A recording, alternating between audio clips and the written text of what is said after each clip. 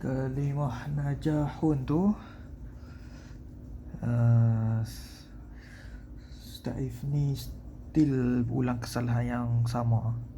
Kita tak perasan ke masa tasheeh yang lepas.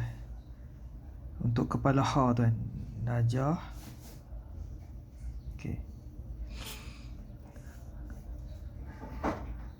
Nun dengan ha ni, bahagian ni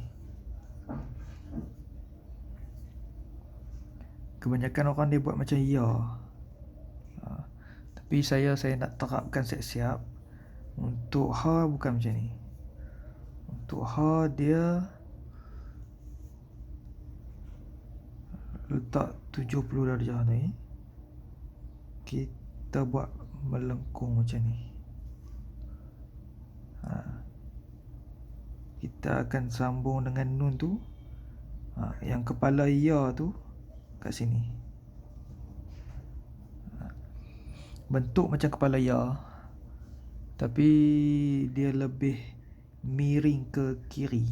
So kita akan nampak dia lagi panjang daripada kepala ya yang asal. Itu satu mata pen kat tengah-tengah dia.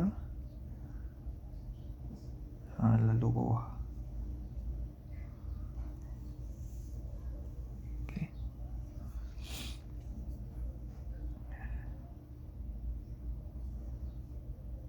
Bagi lebih sikit untuk buat tapak alif.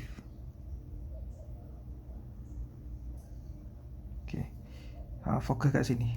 Dia melengkung. Ada bulatan bawah tu.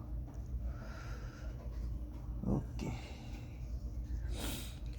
Tu kalimah raib bertirah. Kalimah sabir.